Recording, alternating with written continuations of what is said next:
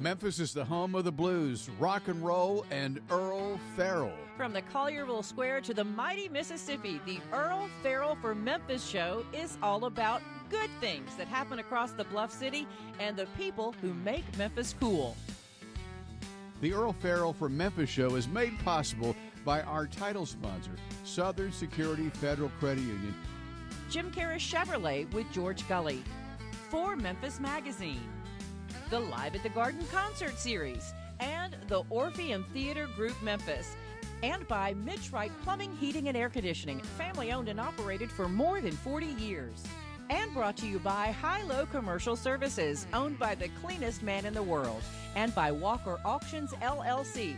When it's time to sell, Walker Auctions doesn't fiddle around. Thank you to all the sponsors for making this possible. And now, coming to you from Lansky Brothers, Clothier to the King, inside the world-famous Peabody Hotel with the heart of a cowboy and Memphis in his soul.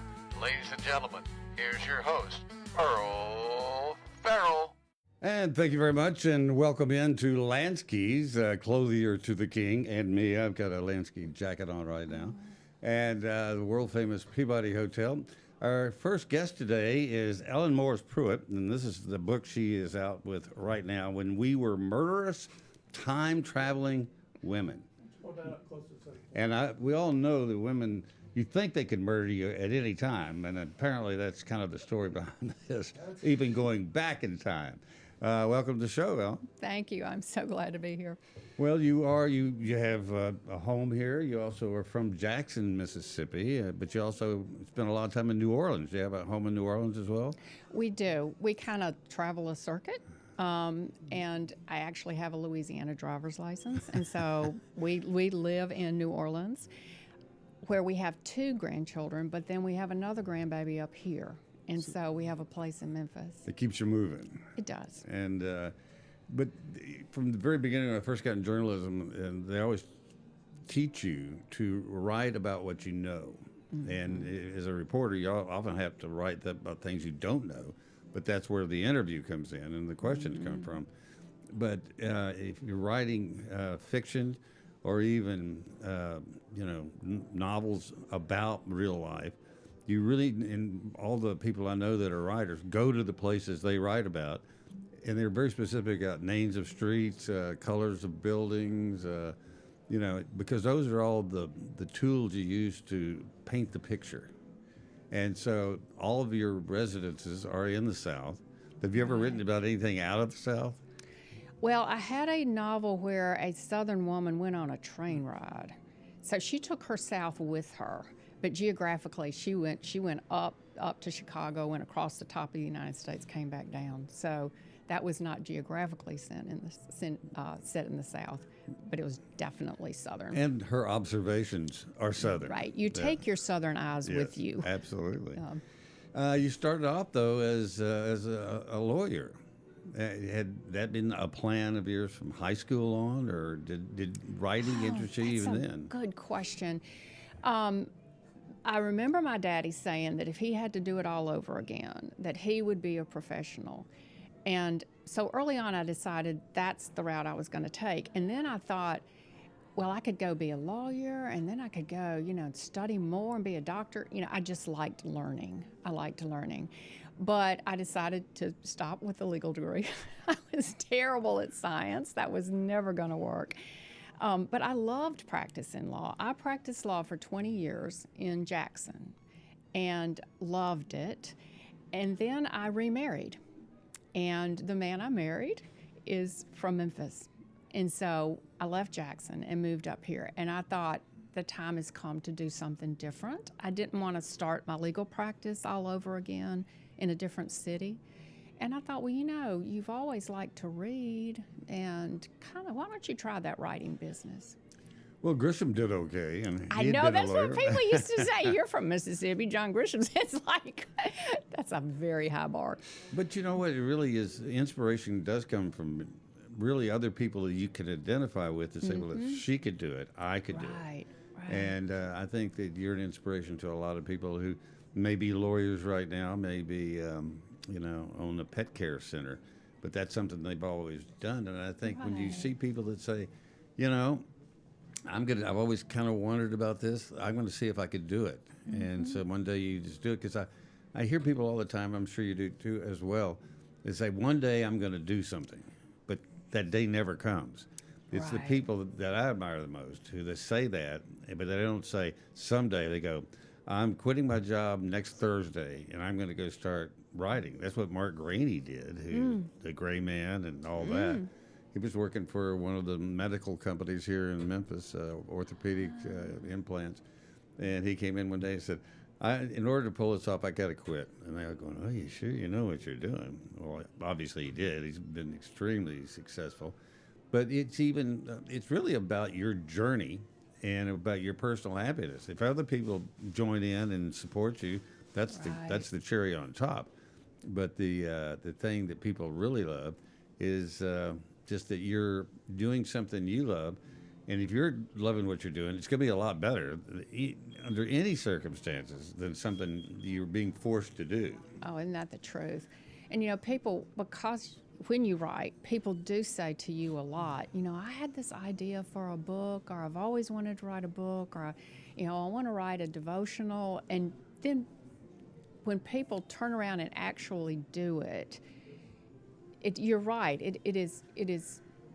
It's a hard decision to make, and particularly if you have to quit what you're doing to do it, and you can feel intimidated, or that you're not really a writer. I just when people write, but then they say I'm not a writer. It's like, yes, you are. You've done it. If you're writing, you are a writer. Yep. And if you start believing in yourself as a writer, then you get comfortable. And then you can write exactly what you just said. You can write what you enjoy writing, and then you're well underway at that point. Well, I'd written for years as a journalist in television, and back in the 90s, I was working for WMC Channel 5 here. You used to work at WKNO, and we were talking about that before the show. And I'd been in TV news all the time, and I said, I'd like to do something else. And I love restaurants, and I'd owned a restaurant. And I said, every restaurant has a story about how they got started, where the ideas where the food came from, how they became successful, and maybe had failures along the way, but they kept changing the idea and became successful later on. And I had all these people that said, how are you going to do this? I said, well, I'm going to shoot it. I find a restaurant, go in and shoot it, then I'm going to edit it, then I'm going to put it all together, take it to Channel 10, which is where we aired it. And they said, you can't do a whole show all by yourself. And I said, I've already done 5 shows, and so I can do it. I know I can. And we did it for like 6 years. Went to Houston and did the show in Houston. So but there are also these people that tell you can't do stuff. And that's another thing I admire about you is you said, I can, and you have, and you are a writer. Does it dawn on you that you really are doing what you set out to do? Oh, that's such an interesting question. So this novel in particular, I had a lot of early success with my writing. In fact, the very first contest I sent a short story to was Memphis Magazine, when they used to have the fiction contest. Sure. And it won an honorable mention, and they sent me a $500 check. And Bingo! I thought this writing business what a breeze. is going to be a piece of cake. It's a moneymaker. Yeah, well, ha ha ha. That's the universe laughing. And then I had a lot of success with my nonfiction. I got a lot of essays, and did well with that. A lot of success with the short stories. But then I started trying to write a novel, and it was like I fell into quicksand. And I had, over the course of the years, I had 3 different agents representing me, trying to sell 3 different manuscripts that they could not sell. They call it died on submission, which is just They just look at it and go, no. Yeah, they couldn't. One agent, I think, was kind of maybe pitching it a little off, but they could not find anybody to acquire it. And so I just thought, I can't do this. I thought, I'm no good at this. I'm a short form person. Like you mentioned, my very first stuff was radio commentaries. Those are 2.5 minutes. So I just thought, maybe this is not your strength. And then I thought, just write a novel to entertain yourself. Quit thinking about, oh, is this going to sell, or is anybody else going to like this? Just write this novel and just have fun with it. So it is a surprise to me that novel sold and that other people are connecting with it. That has been a very surprising part of my journey. There really is everybody kind of finds their own niche that they're suited for, and when people start reading you, they look forward to your next novel because they like the way you write. And then they also like the fact that you surprise them and take them to a place they didn't expect, which I think is what this book is about. It goes back in history, but ain't most of them alive, you know? Right. At one point in one scene, she looks around and says she's the only not dead person. You know, it's like, yeah, that's true. It's like when I was working at one of the TV stations, they're actually owned by a big conglomerate, and they would send out these goals for your next year in whatever field of whatever company you work for. And it said, how will you attract more new customers in the coming year? And I went, well, most of my customers are dead because I'm standing outside murder scenes talking about them. So I said, we really don't want more customers. We don't want to do that. In this book, kind of set it up for us and how the idea came to you in the very beginning. Okay, so there are two what ifs that generated the story, and the first one is I have 3 ancestral grandmothers, real ancestors in my family tree in Mississippi who lived in 3 different parts of Mississippi, and they were 3 distinct women. This was the mid-1800s, and one was the kind of the Southern Belle in Jackson, and one was a famous writer in Vicksburg and suffragette, and one was a woman who had come down through Alabama into kind of the Piney Woods area of South Mississippi, kind of a pioneer woman. And I thought to myself, what if these 3 women met? And of course, in real life, I have no idea that they did, but I thought I could make them meet in a novel, which I did, and as you know, it did not turn out well. But the other what if, I have a terrible sense of direction. I mean, it's really impossible for me to overstate that. And when we were living in the Bywater, which is where the story is set, that's a neighborhood of the New Orleans that's to the east of the French Quarter, I would get very confused about the order of the streets. So I made up this little ditty to recite in my brain to remember which street came after which street.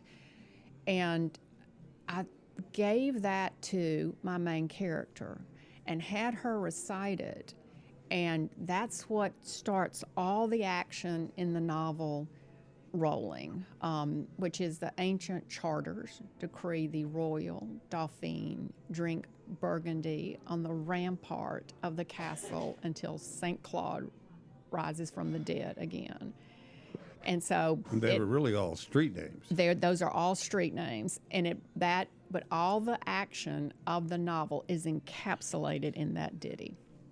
Well, like in Memphis, if it's a street named after a state, don't go there.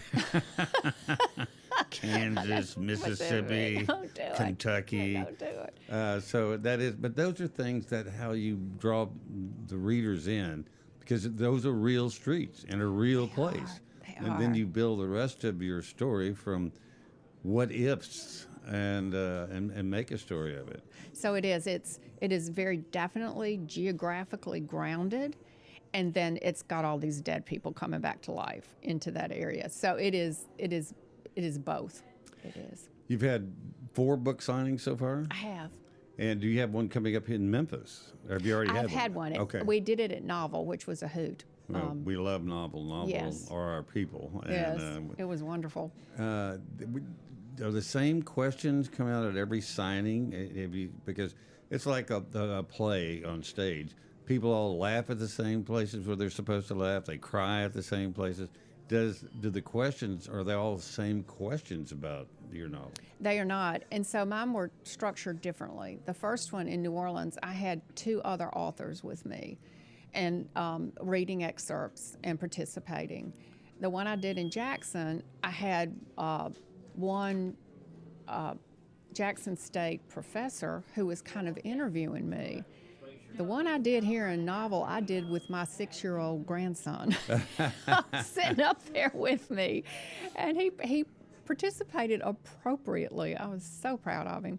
And then the one I did down in Bay St. Louis was the Ellen Palooza, which was me and Ellen Ann Fentress and Ellen Gabarty. So there were the 3 Ellens. Oh, wow. And we had, that was more focused on how we became, they were all 3 writers. All 3 of us were writers. So that was focused on how we became the Ellen writers that we were. And so they took very different channels, and therefore they elicited different questions. And some of them is like, so what is your sequel going to be? And I'm like, I have never considered such a thing. So it's always interesting to me what people ask. One of the things that is, so you've read part of the novels. You know the crazy things that go on in there. And people have repeatedly asked me if this is autobiographical.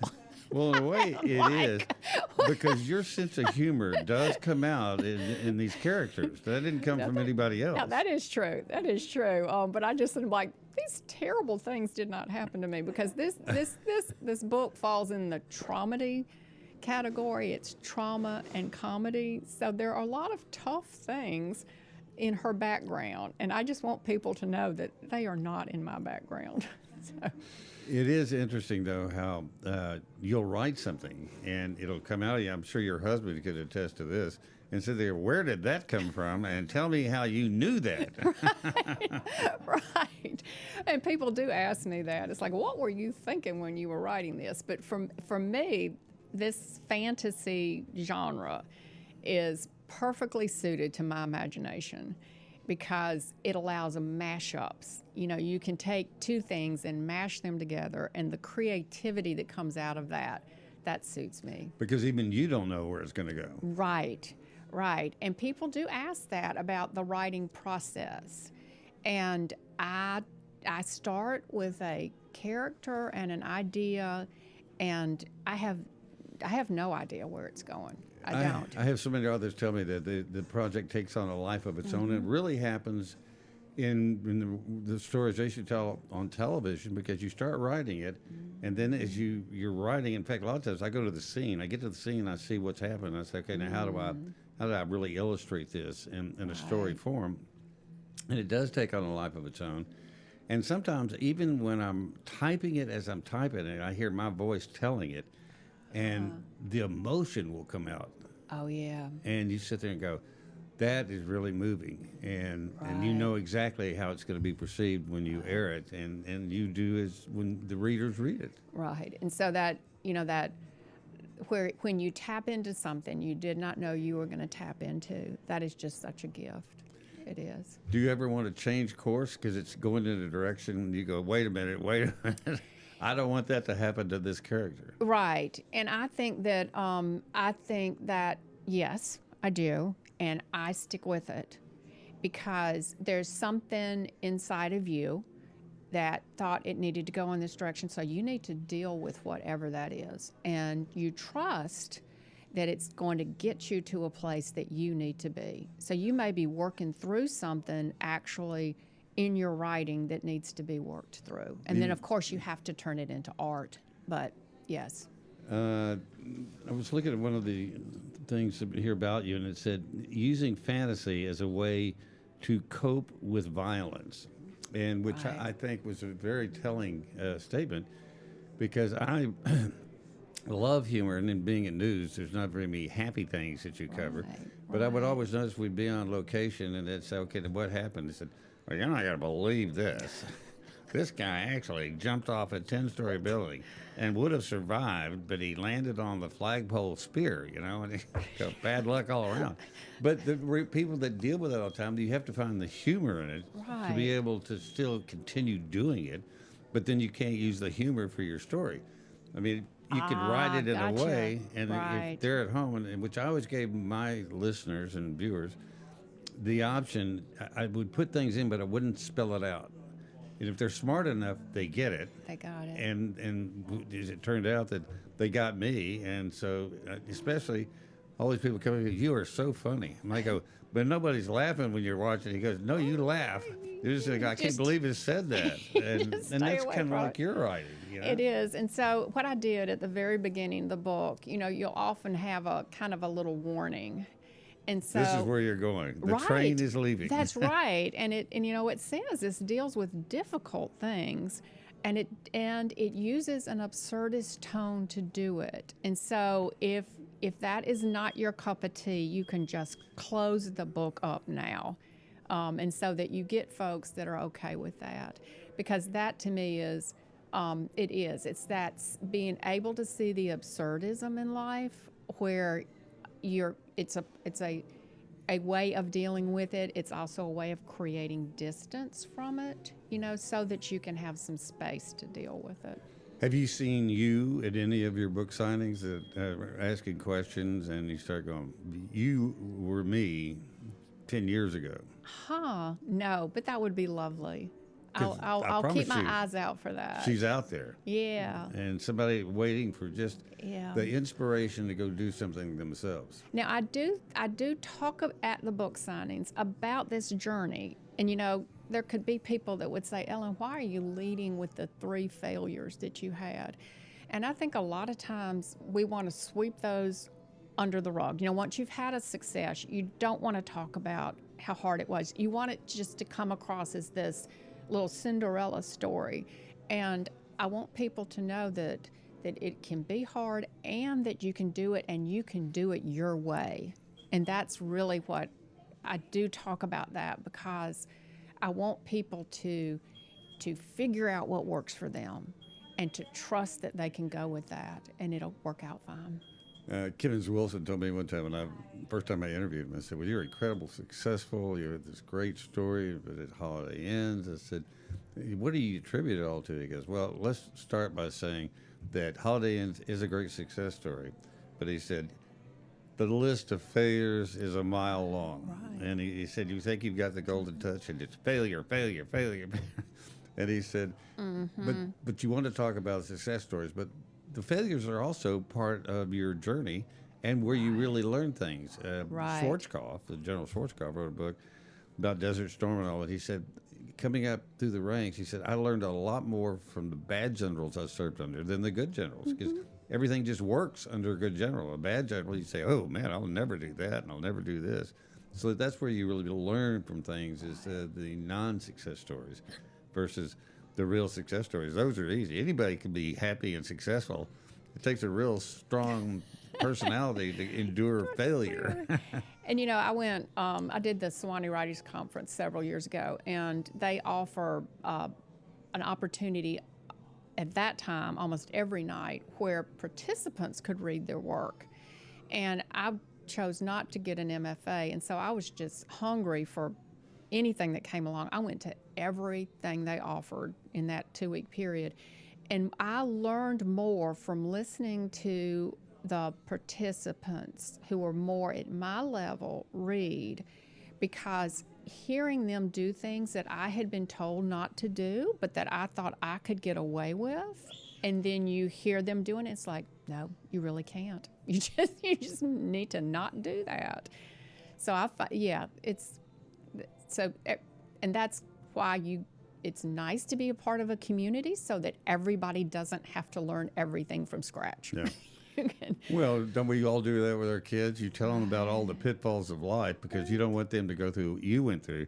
But in many cases, they just have to go through it, because you cannot get the urgency and the severity of something across them. They go, I would never do that. Well, you could find yourself one day there. Maybe. And, I love your enthusiasm over what you're doing, and I think that is very inspiring. And that you seem to be a very happy person. A lot of writers are very brooding, and you sit there and go, you say, I wrote about the horrible things of life. And I went, I ain't picking that one up. But, and I did write about the horrible things in life. And it's kind of one of those situations where people will say, I know I shouldn't be laughing, but they are. But, the other thing is a lot of writers don't like to write. And they like to have written, and they like to have the product. I honestly enjoy the writing. I love writing. Yeah. I do. But I think part of that for me is because it is a discovery process. Yeah. It's a surprise. It keeps me entertained. Well, and it is. I mean, you don't know where you're going till you get there. Right. Oftentimes, the hardest part is wrapping the story up. I know. How is this going to end? I keep going, where's the end? It's not, there's no ending yet. And which I hate movies and books where all of a sudden he goes, and he walked from the room. I know. And that's the end. How could you do that? I don't know. I hate that. I don't know. My husband and I'll watch some shows, and it's like, why did I spend 2 hours watching this? I'm suing somebody. And but it is. That was not fun. But then even story endings like Seinfeld, when they wrapped up Seinfeld, I thought that was the worst ending of a series I ever saw. Too much pressure. Well, and it was just, they just kind of, they throw them all in jail. I thought that'd be a good wrap up, and it would be, you know, poetic justice. But how about Sopranos? The Sopranos, yeah. We still don't know what the hell happened there. Right. They just said, What was that? cut. We've run out of ideas. Yeah. And then you've got to go back and make sure that you've earned your ending. You know, when you've figured out how it ends, you've got to go back in the editing process, and make sure that the little breadcrumbs are left along the way so that it is both a surprise and it seems inevitable. And that's the hard part. When they reach, because you know they do this, they go back and read the parts that were clues that they didn't know were clues at the time, Right. and they go back and it all fits. Your puzzle fits, and that is the real art of it all. Is that you take them all over the place, but you bring them back to this point and go boom to where they were. And that is, you were asking about surprises. That has been one of the most surprising things to me. I have had 2 people tell me that when they finished the book, they turned it back and started reading right from the start again. I'm like, you have got to be kidding. But yeah, I have done that with books, but I didn't expect anybody to do it with my book. Well, Lonesome Dove I did a number of times just because I love the story, I love the writing, and it was from where I'm from. And, and McMurtry's writing was, I kept hearing all these people I knew saying those things. And then you see the TV series, and Gus is going, we're going to go on down the road, and we cut back to the right to the river. And that's how they talked. They had sign language, basically, and they talked with their hands, and it was just perfect. It was just probably one of the most perfect stories that's ever been written, which is why he's so acclaimed. Right. But you're doing a great job. The name of this book you. is When We're Murderous Time Traveling Women. It is. I think the title alone makes people pick it up. It does. It does.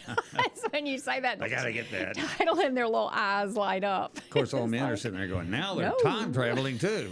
We got to worry about them here and before or after. But it is great. Ellen Morris Prewitt, thank you for spending some time with us. Thank you. I'd love to have you back. Well, I love to talk about my book and writing. I love to talk about writing, and you've been very kind, and I'd love to come back. Thank you so much. You're sure welcome. Thank you. Go south. That's right.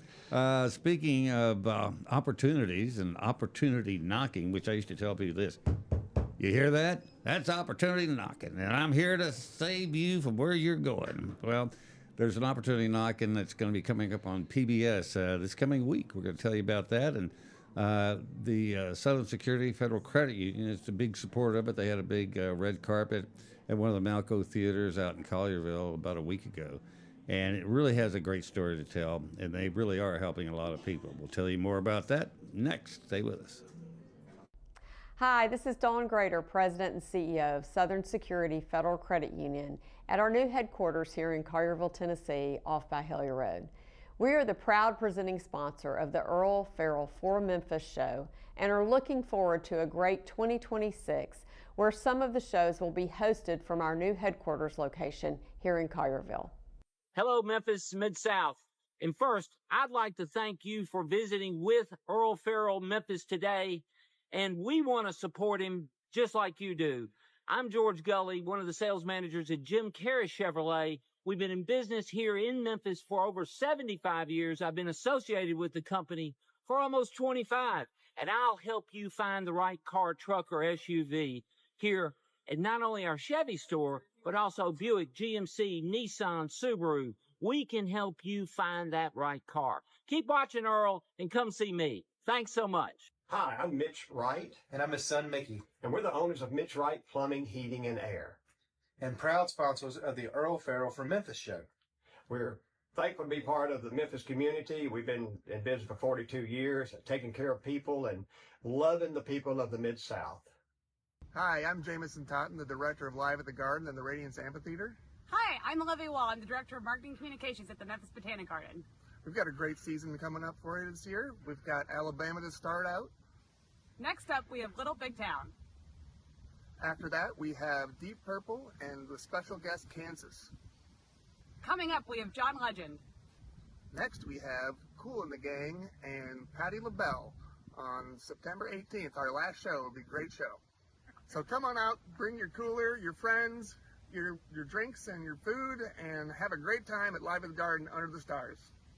Hi, I'm Brett Batterson, President and CEO of the Orpheum Theater Group in downtown Memphis. We are so pleased with our partnership with the Earle Farrell Show and very happy that he is broadcasting live from Lansky's at the historic Peabody Hotel. We're all here to make Memphis better. This is Lance Walker, Fast Talker with Walker Auctions. You're watching Sean McMahon with Walker Auctions. We're setting up a business inventory auction, and this business is not going out of business. They're just reducing their inventory. If we can help you, give Walker Auctions a call, 901-493-1936, or go to walkerauctions.com. Hospitals ask him for advice. Janitors ask him for autographs. He once cleaned a mirror so well it became a window. He once cleaned a subway pole, and crime dropped 40%. He has never once read the instructions on a bottle of shampoo. The shampoo already knows what to do. Even bleach thinks he overdoes it a little.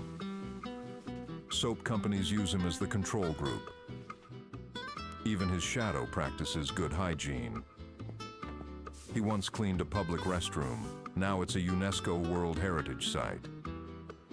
His laundry detergent contains 0% chemicals, just a photo of him on the bottle. He once coughed in a hospital, and everyone got healthier. The CDC occasionally calls him for backup. The 5-second rule doesn't apply around him. He organized a junk drawer so well, it's now a museum. He is the cleanest man in the world. I don't always drink, but when I do, even the ice cubes feel disinfected.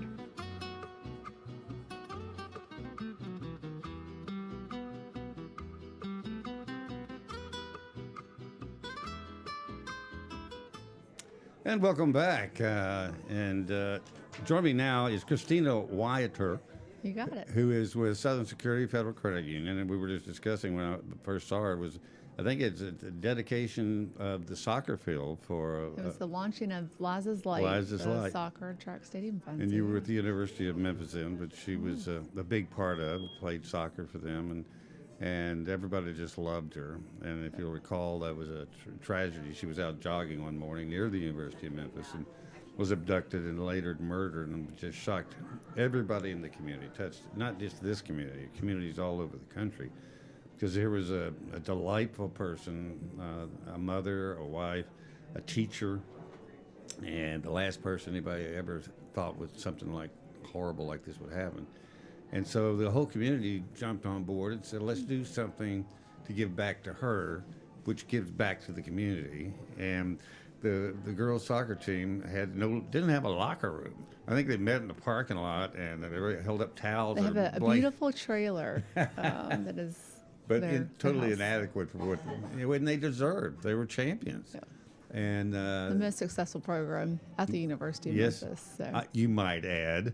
But nobody talks about that as much as they do football, basketball, but it was the girls' soccer team that won championships. They do have an ad during the World Cup, so if you've been watching any of the World Cup matches, you may have caught one of our local community members, I guess, teamed up with them, so it's exciting to see the women's program highlighted in that way. It really is a great effort, and Dawn Grader was a huge force in raising the money, getting the community behind it, but as you know, working for her, when she sets her mind to something, it happens. That's right. Because she doesn't let people say no. That's right. Dawn is someone who loves Memphis, just like Liza loved Memphis, so it was an honor to work with Dawn and others to launch that, and someone like Liza deserves all of that honor. And more. Yeah. So. Also, this is another program that Dawn got behind. It's a PBS series called Opportunity Knocks. And a couple of weeks ago at the Malco Theater out in Collierville, they did a screening of it. And we got to meet one of the young ladies that is actually featured in it. Yes, Christina. She's a beautiful, beautiful young lady. So. And it really is about their stories, and which I thought was so unique. These are not scripted. These are real people who went into, in this case, it was Southern Security Federal Credit Union, and with the real employees that work there, and said, I need help. And it really illustrates the difference between credit unions like Southern Security and banks. Everybody thinks they're the same. I hear it all the time. They say, who's your sponsor? My main sponsor is Southern Security. And I said, oh, it's just another bank. I said, no, it's not just another bank. I mean, all the people that are part of Southern Security are members. That's right. And they all enjoy the benefits of being a member. And it used to be more difficult. You had to have somebody that you knew that worked for used to be Firestone, right? That's right. We started as Firestone Rubbers Credit Union. So you've done your homework, so you know all about Southern Security. And then we've merged with other credit unions over the years, but now we're headquartered out in Collierville. So, and a beautiful new building. Beautiful, yeah. In fact, we're working on another location there to start doing podcasts from the new building. Right. So we'll be showing everybody that here in the near future. The Opportunity Knocks, which I think, and I told Dawn this after the screening, is that it really is about telling people how to use the credit union, because it has all these facilities and programs that are there for everybody that's a member. And she came in and she thought, look, I'm a single mother. I've got kids. I got mortgages. I got car payments and credit cards. I'm drowning. What do I do? And they sit down with you and work out a plan, as opposed to saying, we'll loan you this much money at this percentage of interest for this amount of time, or we can't help you. And I think that is the big difference, is you really do help people. That's right. Our sole purpose is to support our members. It's not to make a profit. We are a not-for-profit organization. A lot of people don't understand that about credit unions either. And so to be able to help Christina, as you said, she's a single mom to 4 beautiful children, lost the father of her children unexpectedly. He had an aneurysm at night. And so obviously no one expects to wake up one day and the father of your children's gone. And so to be able to assist her, they partner up with a wonderful financial coach as well. And then Tracks for Success in Memphis also helped her out and is helping her navigate, career changes and everything. So that's why she's not here today. Actually, she started a new job pretty recently, and so she's doesn't busy. Surprise me at all. She's a dynamic person. I got to meet her, and she's and which only proves once again that bad things do happen to good people. The difference is if you're part of the Southern Security and other credit unions around the country, because there are all these, it's kind of a united effort. That's what you do. Instead of giving your board and shareholders the benefits of the money you make, it all goes back into the community you live in.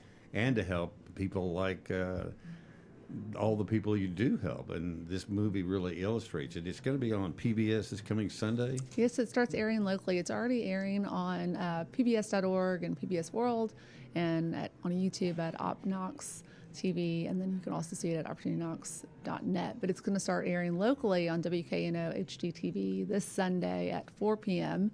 and then Tuesday on WKNO HDT.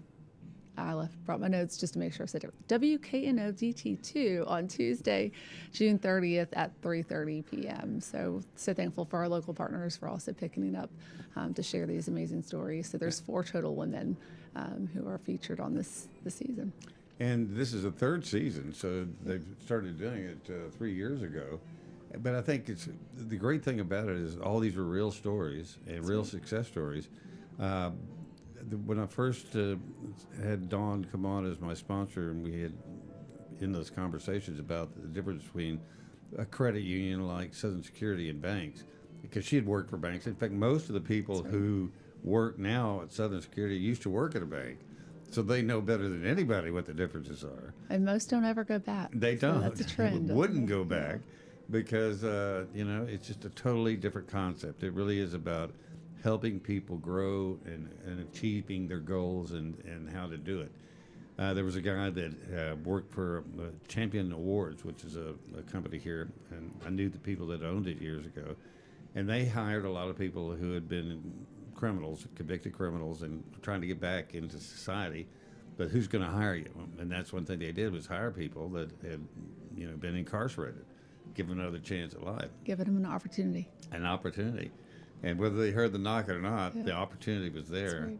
And this guy came in and worked very hard and was making money, but he wanted to buy a house for his mother and him to live in. Came to Don and said, what does he want to do? And see if we can help you. And he said, I want to buy a house. And he lived in Orange Mound. And I was just there Saturday getting tamales at Pop's Tamales on Park Avenue there. And he said, I want us to have our own home, especially my mom. And Don sat down with him and said, okay, if you'll do this, this is how much you make, you put this money back, you come to me in a year, and if you save properly, you'll have this much in cash, and we'll find you a house. A year later, he shows up with a cigar box with a wad of money rolled up like this. And she looked down the list. He did every single thing she said, had the cash, and they got him a house. And it went on from there. He got another house, got another job, and it totally changed his life and his mother's. And that was just from sitting down one afternoon and saying, this is what you do. But nobody had ever told him what to do before. I think some people think that there's not an opportunity for them. And as you said, Dawn has helped so many people, as have all of our team members. But that's, what we take joy in doing every day, is sitting down with people who think that they don't have a shot, don't have a chance.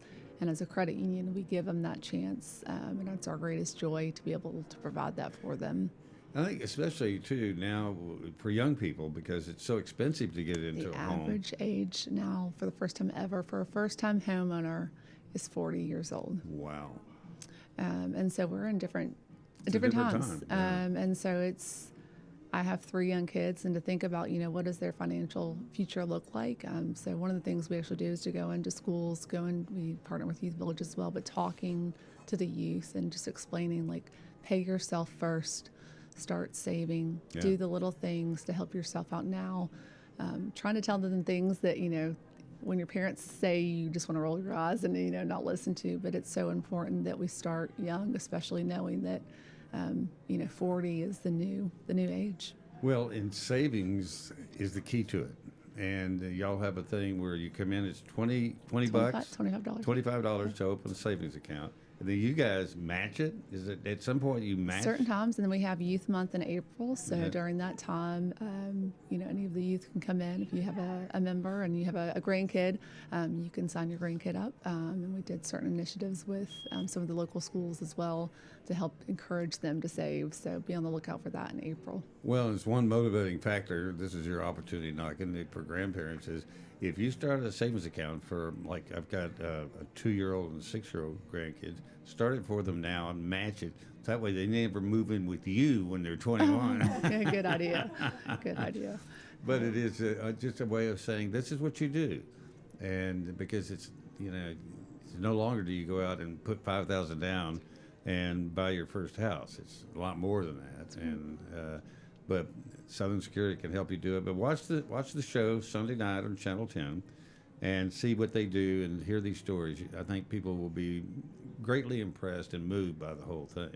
I have tried not to watch the entire series all at once. I've been watching one episode a week, and each week you get more and more attached to these women. And the people, And Melva, obviously, anyone that's met Melva, she's our representative in it, and her smile is so warming. And anyone that's worked alongside with her, whether you're a member or a member of our team as a Southern Security employee, she's just incredible. So the thing about it is too, it wasn't scripted. They just set up cameras and wrote. We got to meet the producers. They said, we didn't script anything. We said, we want to see how you converse. And so that was all naturally them. They knew the cameras were there, but the dialogue was their own, and what they say.